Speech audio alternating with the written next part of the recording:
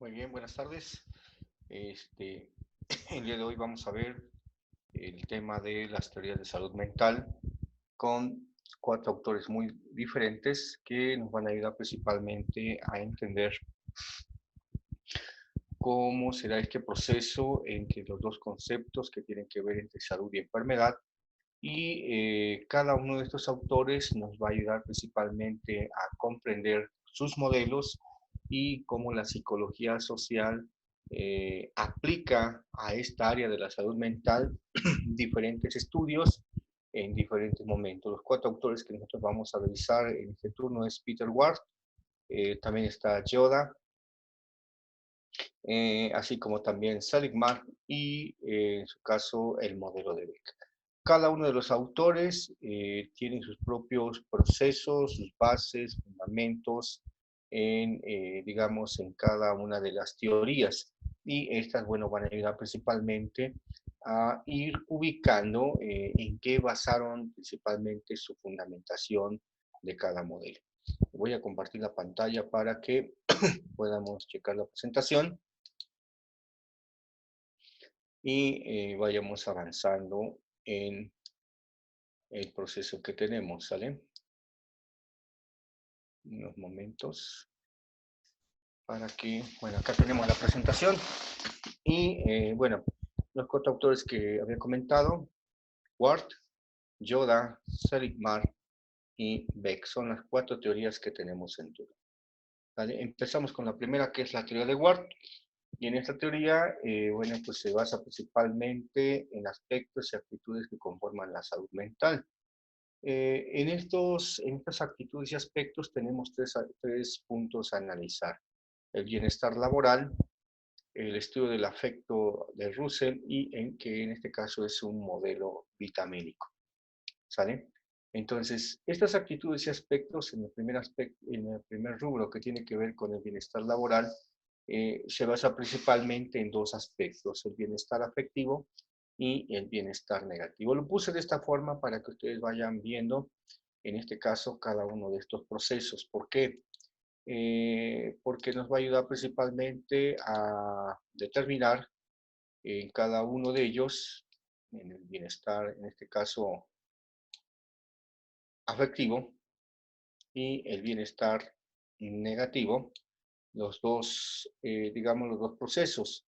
En el caso del bienestar afectivo, bueno, pues está más relacionado con situaciones que determinen los valores económicos y también la realidad social que en este caso vive en la población o la gente dentro de su propia comunidad, su propia localidad, etcétera.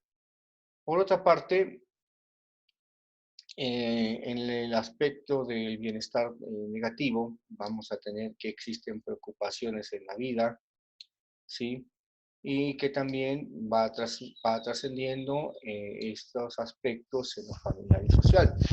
Aquí es importante que las personas, bueno, en esta cuestión de las aptitudes y los aspectos que tienen que ver con la salud mental, tienen que aprender principalmente a conocer qué es lo que les causa ese bienestar, pero también que identifiquen qué aspectos generan un bienestar negativo. Es decir, todo lo contrario, y cómo tiene un impacto en su propia psicología, en su propio desarrollo. Y esto, bueno, indica que la gente debe de tener un cierto proceso de aprendizaje. Eh, un segundo aspecto que tenemos de esto, bueno, pues nos va a determinar sobre el estudio de afecto de Russell.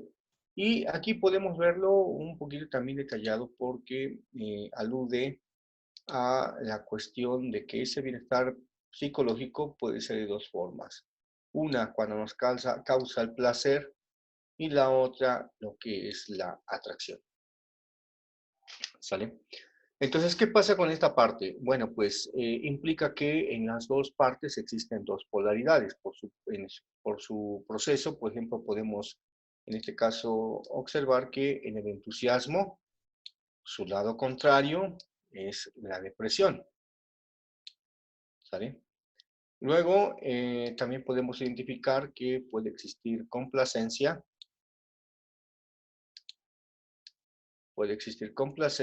contra desagrado.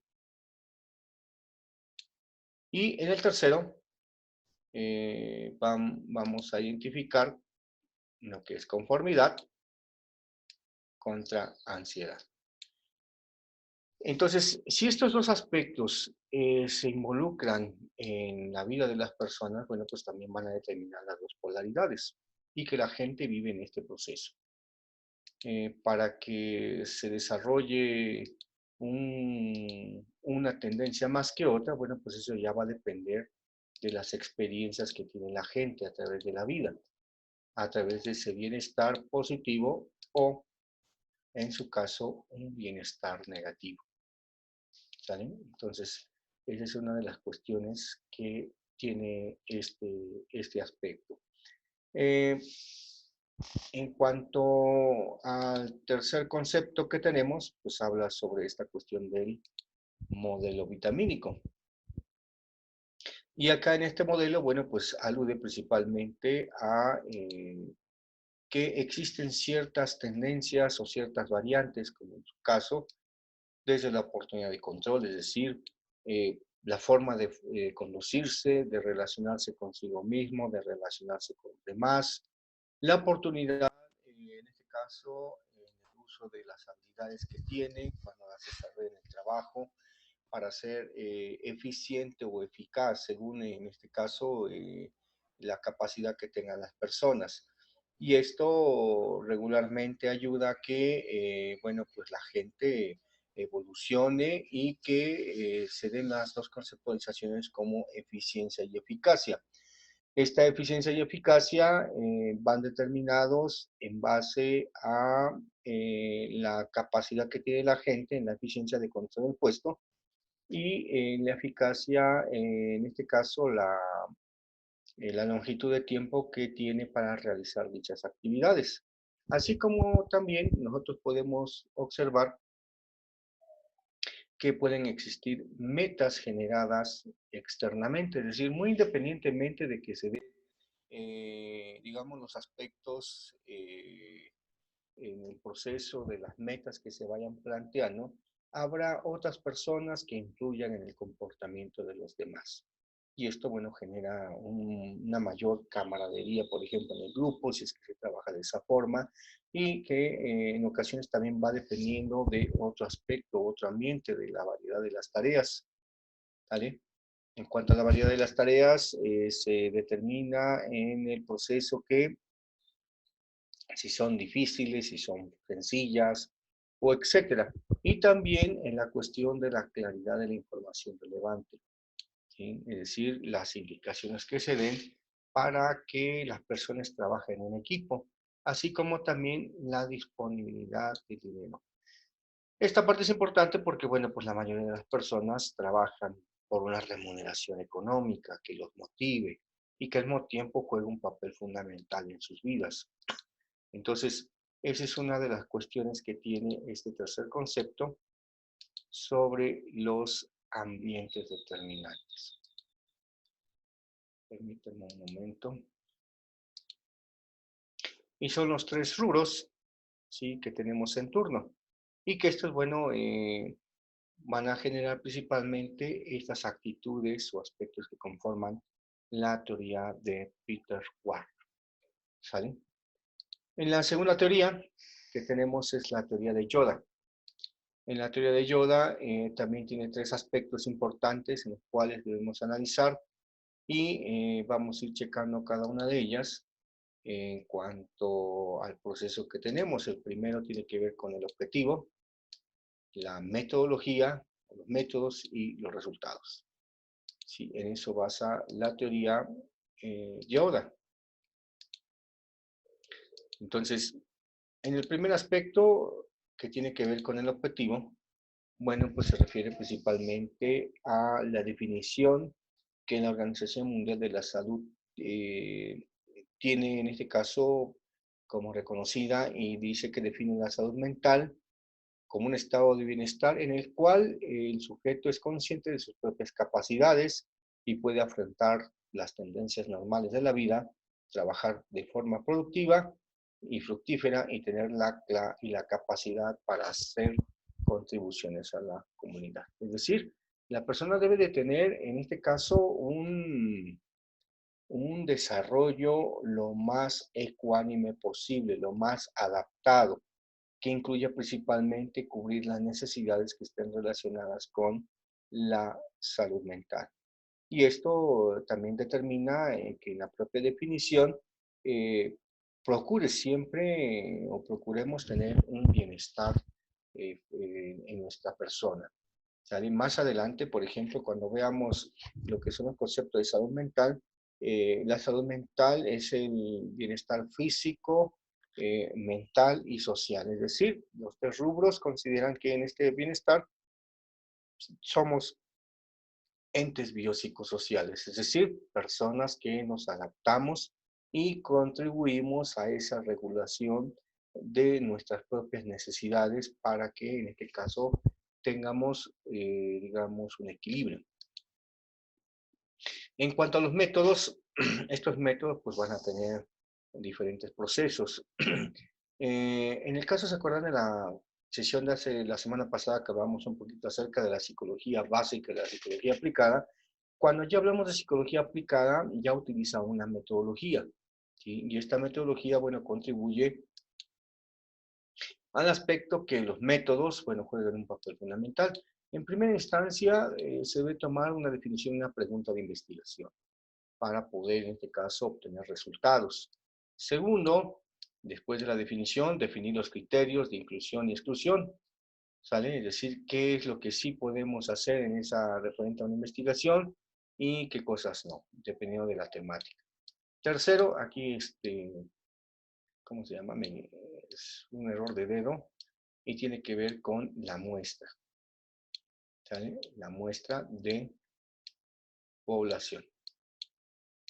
Entonces, supongamos que a lo mejor queremos estudiar el grado en que se genera la depresión en la población, bueno, pues elijo mi muestra, si voy a utilizarla en personas de edad adulta, o en niños, o en gente de la tercera edad, o muestra de población en la adultez. Y esto, bueno, da certeza que en el proceso de la metodología, bueno, pues sigan los pasos, así como también en la selección de estudios, para partir de ciertos criterios al mismo tiempo y no haya un margen de error. Una síntesis de esos estudios finalmente mediante la revisión y que bueno pues coincida con los puntos anteriores. El siguiente tiene que ver con una categorización de estudios seleccionados. Hay ocasiones que, por ejemplo, hay estudios que ya han sido o ya han sido realizados en épocas anteriores y bueno, pues lo único que tenemos que hacer es actualizarlos o a lo mejor si algo se escapó en ese estudio al investigador, bueno, pues ahí es donde nosotros contribuimos en esa parte. Otra cuestión tiene que ver con la identificación de las categorías, es decir, las variables que inciden en dicho estudio. Puede ser una variable independiente, la variable dependiente, o en su caso pueden haber otros tipos de variables, variables extrañas. Otro rubro que hay que checar es el análisis categorial, es decir, a través de las categorías, cómo partimos la población. ¿Sí? A lo mejor si la depresión se genera en la población infantil porque existe problemas de pareja con los padres de familia, existen tensiones, genera debido a las peleas que tienen, etc. Entonces, va a depender de ese proceso. La otra cuestión es un análisis global. Es decir, ya que tenemos todos los puntos, bueno, pues se hace un análisis completo en base a, digamos, a la investigación que se esté realizando. Y esto, bueno, finalmente entra en el aspecto de una psicología más aplicada, es decir, donde ya tiene una conceptualización, donde ya tiene una metodología que se puede utilizar para realizar cualquier tipo de investigación que se tenga en turno, ¿sí? Acuérdense, la semana pasada veíamos esta diferencia entre ambas clases, bueno, de psicología, tanto la psicología básica, que, bueno, pues todavía se sustentaba en base a que estudiaban la mente, pero que estudiaban el espíritu, el alma, y que el alma y el espíritu no se puedan ver, pero que conforme fueron avanzando en el proceso, encontraron la solución y se fijaron en el estudio de la conducta o de la mente, pero necesitaban una metodología de estudio. Por último, tenemos en este aspecto, en este proceso, las categorías, y que estas categorías, bueno, juegan un papel dentro de los 51 estudios que realizaron, el 84%, bueno, pues siguió un diseño de enfoque cuantitativo, es decir, con el rigor y el uso de la estadística, de las matemáticas, etcétera. Y bueno, el siguiente porcentaje determinó que también existiera una investigación cualitativa, ¿sale? Así como también un 5% pues determinó estudios mixtos. Esto implica que principalmente el 84% de estos estudios que se realizaron fueron en inglés y 16% en español y portugués.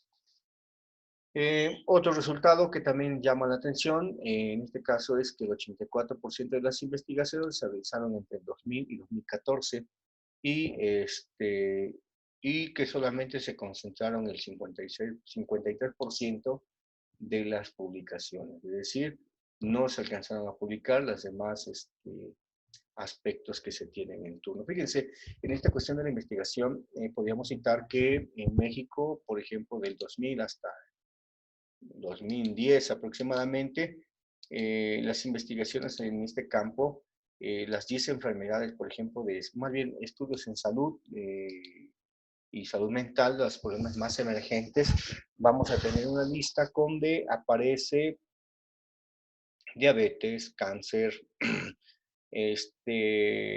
problemas del corazón o problemas cardiovasculares. También pueden aparecer artritis,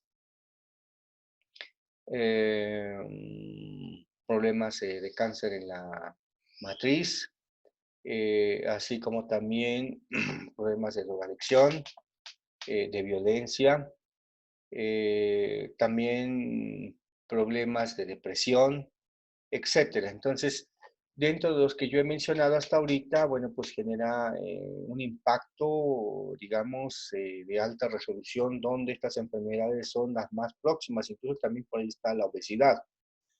Determina que gran parte de todos estos resultados se hicieron en esas investigaciones de esta forma. Entonces ahí es donde, con este ejemplo, se puede determinar parte del proceso, que eso es lo que tiene que ver con la teoría de Yaoda.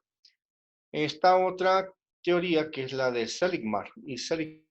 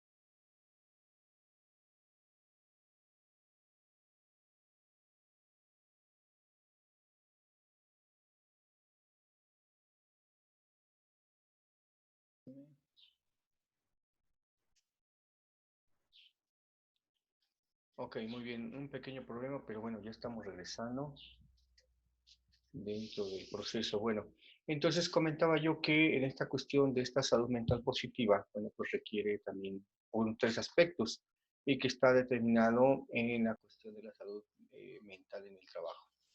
En cuanto a esto, los tres conceptos de modelo, qué factores inciden, la transición, bueno, juegan un papel fundamental. En el modelo podemos ver que se basa Seligman en cuatro aspectos. La psicología social positiva, ¿sí? Donde todos, de alguna forma, los seres humanos, debemos de tener la tendencia de ver las cosas desde otros ángulos, ¿sí? Hacia un bienestar que nos genere tener, digamos, ideas totalmente diferentes a las que nosotros comúnmente tenemos y que nos ayude principalmente al cambio y a la evolución, sino que no nos quedemos estáticos. La otra tiene que ver con la psicología ecológica, es decir, en esta psicología ecológica nos va a permitir determinar los aspectos que tienen que ver con el medio ambiente y qué influencia tiene sobre nosotros. Fíjense aquí una cuestión importante, nosotros como, digamos, como especie, regularmente si tenemos más contacto con la naturaleza, bueno, genera un beneficio a nuestra salud. Y esto, bueno, hace una retroalimentación, un biofeedback en nuestro organismo positivo. La otra cuestión tiene que ver con la salutogénesis, que es decir, el origen de nuestra salud, dónde se fundamenta, cómo se construye, a través de nuestra formación, de nuestra educación, cómo se va determinando, digamos, esa salud mental que nosotros tenemos a lo largo y ancho de nuestra vida. ¿Sí? Y también un cuarto aspecto que tenemos acá tiene que ver con la corriente del humanismo. Es decir, nosotros pues debemos aprender a reconocer al otro, a reconocernos nosotros mismos como personas y que al mismo tiempo tratemos a los demás de nuestra especie con respeto y al mismo tiempo que social que, bueno, pues genere principalmente parte de que nosotros nos integramos en sociedad. Bueno, muy bien. Vamos a ir quitando los puntos de acá.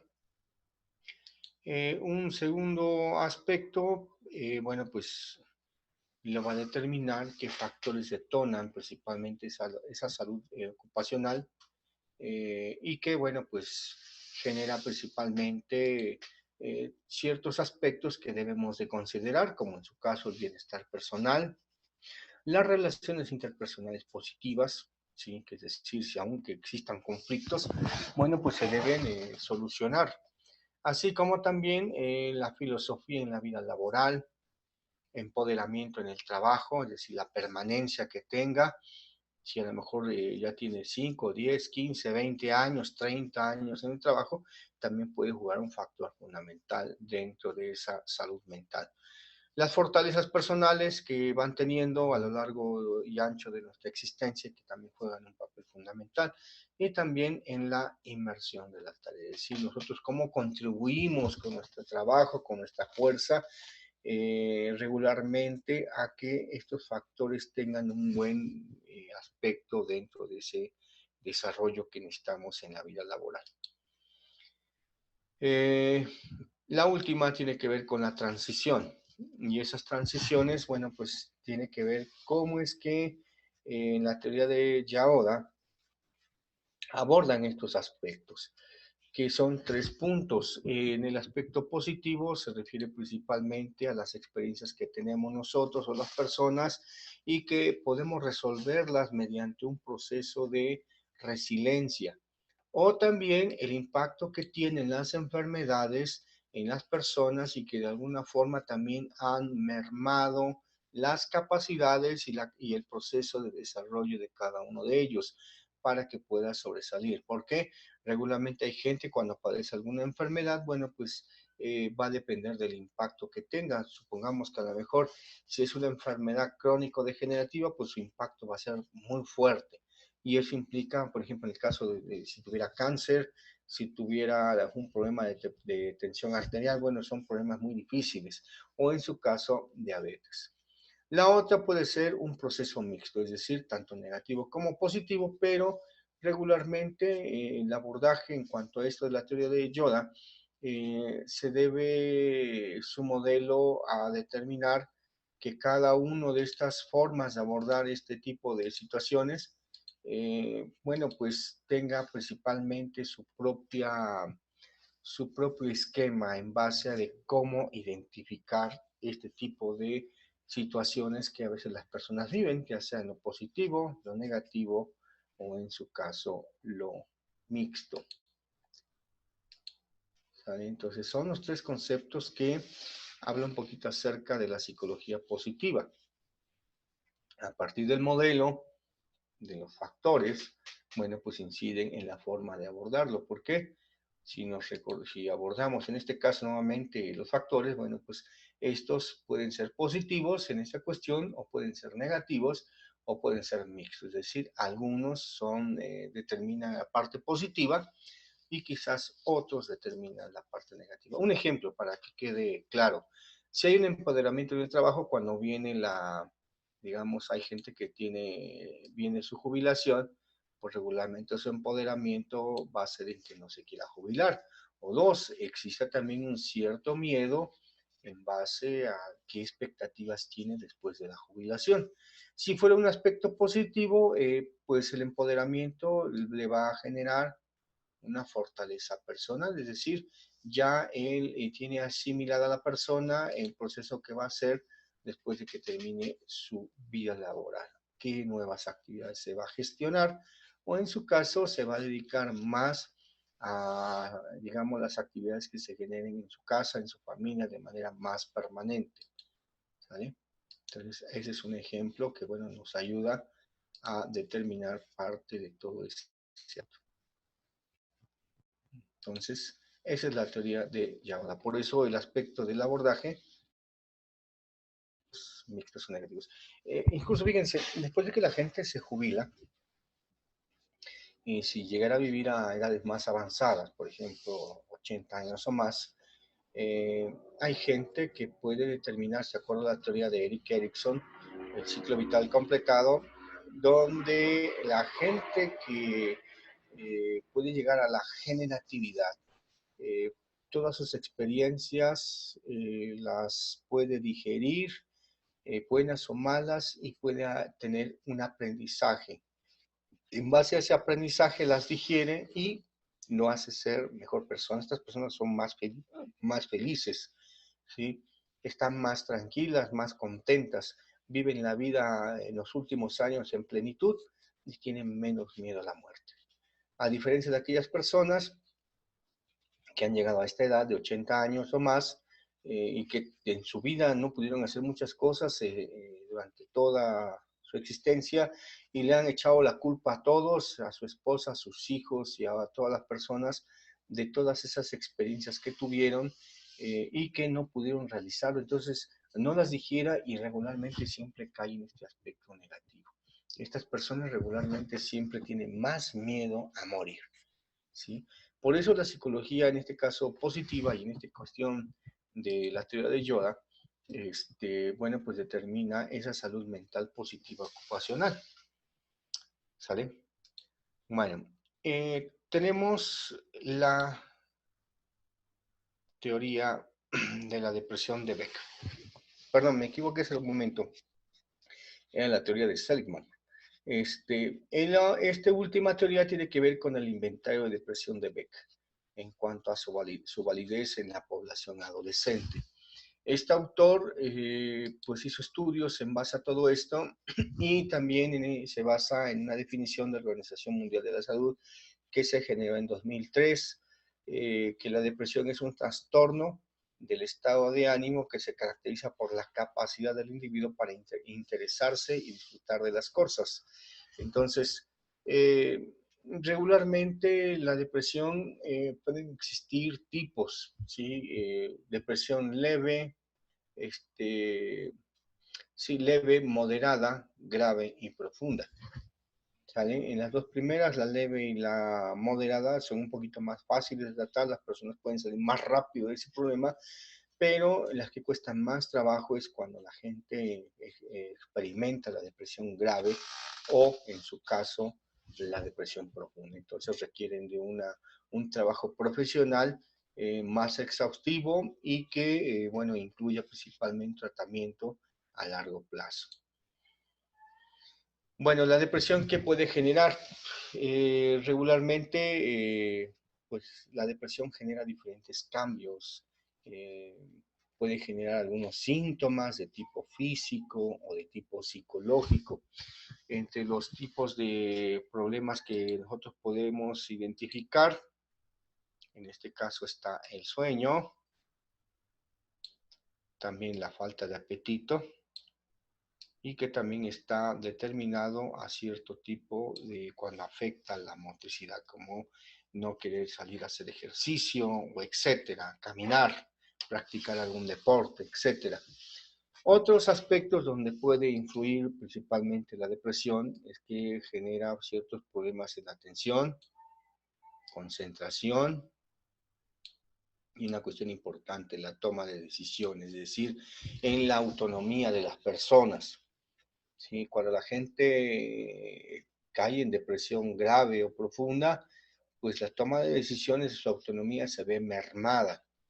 Implica principalmente que entonces necesitan la ayuda de otras personas para poder, en este caso, salir de, digamos, del estado en el que están, el conflicto que les está generando ese estado de tristeza y que poco a poco fue cambiando hacia lo que es la depresión. El tercer aspecto, bueno, pues está vinculado hacia la pérdida de la confianza, que a veces también mucha gente experimenta dentro de este proceso. También la inutilidad, o en su caso la culpa, o también la desesperanza. ¿Sí? Cuando, por ejemplo, imagínense en la depresión ya de la vejez, pues es un poquito más difícil porque la gente de alguna forma le cuesta más trabajo levantarse. Eso también va a depender mucho de las experiencias y la mentalidad que tenga la gente. Es importante porque, bueno, recordando la teoría del ciclo vital completado de Eric Erikson, él dice que al inicio de la vida somos una esperanza, pero al final de la vida, en la vejez, es la desesperanza. ¿Por qué? Pues que ya estamos en los últimos años de plenitud de vida y vamos directamente rumbo al hoyo, ¿sí? Y donde, bueno, pues todas esas experiencias y esa vida que nosotros hemos tenido a lo largo y ancho de nuestra existencia, bueno, pues juega un papel fundamental en la vida que nosotros hemos ido desarrollando. Así es que fíjense cómo cada una de las teorías de cada autor, bueno, juega un papel fundamental y que cada uno de ellos trata de abordar principalmente el problema de la población que en turno tienen. Implica también un grado de responsabilidad en la situación de que, bueno, al publicar sus modelos tuvieron que haber hecho investigación y a partir de ahí, entonces, regresando a la parte de la psicología aplicada y la psicología básica, bueno, pues hay una gran diferencia. En la psicología aplicada regularmente requieren ya de métodos de investigación que permitan principalmente que la psicología sea una ciencia hasta nuestros días, que ha ido cambiando, ha ido evolucionando a través del tiempo. Cada una de estas teorías nos debe de dejar de enseñanza que, bueno, en cierto aspecto, eh, cada una es diferente, ¿sí? Cada una tiene sus propios conceptos. Como conclusiones que podemos establecer, bueno, pues determina que eh, nosotros, dependiendo del campo en que nosotros nos queramos desarrollar, pueden existir otras teorías que nos ayuden principalmente a entender cómo, digamos, darles una atención a los distintos problemas sociales que se tienen. Por eso cada autor atendió cada perspectiva, ¿sí? y que estos, bueno, pues se basarán principalmente en la teoría, en este caso la teoría, los fenómenos o los problemas que la sociedad tiene. Si hablamos hoy en la actualidad, digamos, con toda la tecnología que tenemos, la vida que vivimos hace 3, 4 décadas no se compara a la vida que actualmente tenemos, ¿sí? Entonces, esto implica que en parte de todo ello, pues 3 o 4 décadas después, bueno, pues nosotros vivimos más a prisa, la gente duerme menos, también hay gente que tiene más adicciones, también hay gente que, bueno, pues tiene problemas con el alcohol, con el cigarro, también tiene más problemas o más tensiones en la vida y que las teorías que en este caso eh, tratamos en este caso de ir explicando y entendiendo para esta retroalimentación de cómo abordaron la salud mental, bueno, pues todo lo hicieron en base a la propia experiencia de cada uno de ellos. Y esa es una de las cuestiones que hoy en la actualidad, bueno, pues genera que también existan programas con los cuales, bueno, pues nosotros podamos trabajar en ese aspecto. Fíjense, ustedes se dan cuenta que incluso aquí en el estado o en el país hay ciertas temporadas, por ejemplo, que también están determinados al uso de la salud. Y hay campañas en ocasiones donde, digamos, este mes es la campaña para la mejor planificación familiar.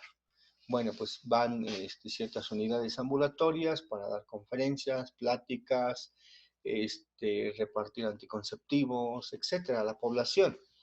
Más, por ejemplo, en cuanto a los embarazos a temprana edad y, bueno, pues prevenir que siga creciendo el fenómeno. Otras campañas pueden ser, por ejemplo, para gente que no tenga recursos económicos para poder pagar una cita. Lo que sí, lo único que pueden es darles la consulta de manera gratuita, pero sí ya los medicamentos y todo eso ya corre por cuenta del paciente. ¿Sí? Dependiendo del programa, en ocasiones va a depender, digamos, qué es lo que ofrece, dependiendo de la infraestructura que tenga, digamos, el gobierno o el programa. Otros programas a lo mejor están determinados, por ejemplo, para lo que es la salud bucal, digamos, que le apliquen cloruro a los niños en sus dientes, que se les enseñe la forma de cepillarse en forma adecuada, etcétera. Hay ocasiones que, por ejemplo, pueden existir talleres, por ejemplo, conferencias para mujeres, para hombres, para adolescentes, etcétera. ¿Sí? Y bueno, pues esto implica parte de todo ese proceso que, bueno, pues tienen en sí las campañas que a lo largo y ancho, bueno, pues van determinando, digamos, los programas que se van estableciendo o creando dependiendo de las necesidades de la gente.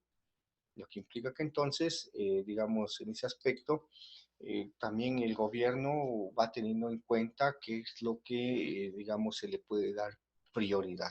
En el caso de la salud mental, regularmente se requieren más, digamos, conferencias. Hay instituciones como, por ejemplo, el de la mujer, la casa del adolescente, uno lo podemos ver ahí en la 11 Sur y la 10 Poniente. Allí hay un espacio donde los jóvenes pueden ir a practicar deporte, donde hay talleres, etcétera, y donde se pueden emplear en algún oficio. Así como también en la casa del adolescente que está en la vía por la Federal Atlisco, ¿sí? Adelantito ahí de periférico y que bueno, pues ahí también ofrecen, digamos, un espacio para que los jóvenes pues vayan y aprendan diferentes actividades y que bueno, las puedan llevar a la práctica. Y bueno, son algunos ejemplos que tenemos. En el caso de la tercera edad, está la Casa del Agua, que bueno, pues también es una institución que ofrece diferentes actividades para gente de la tercera edad. Y que esto, bueno, genere principalmente movilidad en la población. Fíjense, la gente que a veces cuando se jubila, si detiene totalmente su actividad, pues mucha gente enferma, ¿sí? Y su aspecto mental tiende a tener, digamos, una cierta deficiencia, pero también va a depender mucho del estilo de vida de cada persona. No toda la gente es susceptible a los diferentes cambios y a la asimilación que tenga. Los diferentes autores, con sus diferentes propuestas o modelos teóricos, contribuyen a la promoción, la difusión y el cuidado de la salud mental. ¿Sale? Entonces, estamos llegando al término. Espero que esta sesión les sirva de retroalimentación para, digamos, la temática que tenemos en turno, que es la psicología social aplicado a la salud mental. Hasta luego.